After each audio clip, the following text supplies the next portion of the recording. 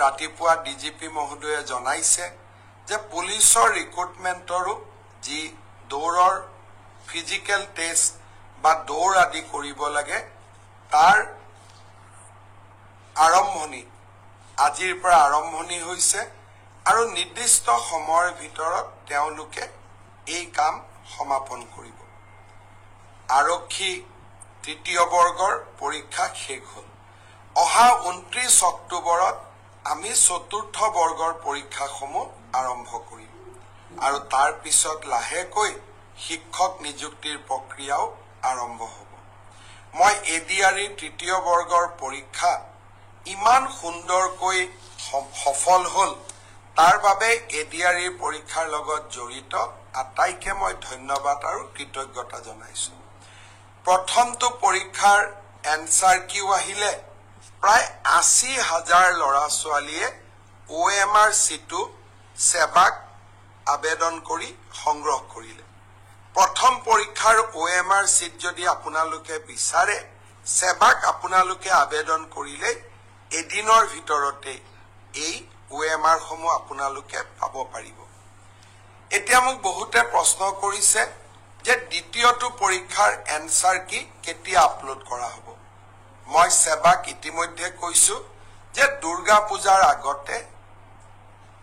শেহতীয়াকৈ হৈ যোৱা দুইটা পৰীক্ষাৰে যাতে এনসাৰ কি আমি আপলোড কৰি দিও আৰু লাহে কৰি শেহতীয়াকৈ হৈ যোৱা দুইটা পৰীক্ষাৰে OMR সিটসমূহ যাতে পাব পৰাৰ ব্যৱস্থা আমি কৰি দিও স্বচ্ছতাক লৈ আমি গোটেই ব্যৱস্থাটো এটা নতুন দিগন্তলৈ লৈ গলো মই ভাবো ইয়াৰ পিছত অসমে আৰু কেতিয়াও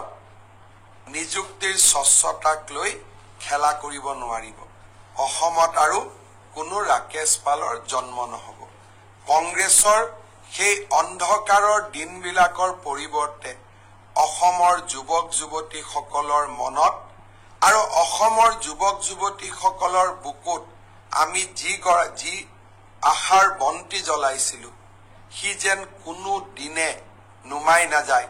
তাৰ বাবে নতুন নতুনকৈ স্বচ্ছতাৰ নতুন নতুন মাইলৰ খুঁটাবোৰ আমি স্পৰ্শ কৰিবলৈ চেষ্টা কৰিছো খুদিছে যে মিউচুৱেল ট্ৰান্সফাৰৰ ব্যৱস্থা কেতিয়া আৰম্ভ হ'ব অহা 2-3 দিন 4 দিনৰ ভিতৰতে মই পোৰ্টেলটো আপোনালোকৰ বাবে আগবঢ়াই দিম যাতে তৃতীয় আৰু চতুৰ্থ বৰ্গত আমি মিউচুৱেল ট্ৰান্সফাৰৰ কাম আৰম্ভ কৰিব পাৰো কোনোবাই আকৌ বিচাৰিছে নহয় মোক এটা ডিপাৰ্টমেন্টৰ প্ৰাণ এটা ডিপাৰ্টমেন্টলৈ যাব দিব লাগে তেনেকুৱা ব্যৱস্থা চৰকাৰত নাথাকে আপোনালোকক মই জনাই দিম কেতিয়া এনসাৰ কি আপলোড কৰিব শেহতীয়া এডিআৰই পৰীক্ষাৰ আৰু OMR সিটু আপোনালোকে কেতিয়া ল'ব পাৰিব